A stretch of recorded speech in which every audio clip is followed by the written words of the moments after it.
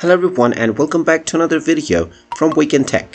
In this video, I'm going to show you how to change your gender on Peacock TV. So let's get started right away. First of all, open up your web browser and then in the address bar type in peacocktv.com and press enter.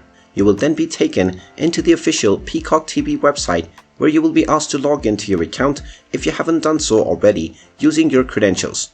Now, if you have already logged into your account, you will simply be asked to select which user is using.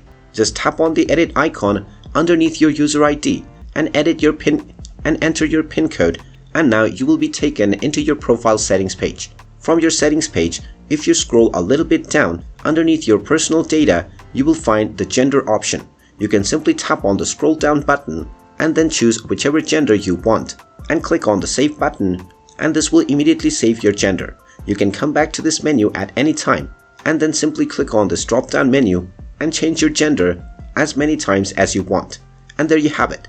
That is how easy it is to change your gender on Peacock TV. If you find this video helpful, make sure you hit that like button and subscribe to our channel if you haven't done so already.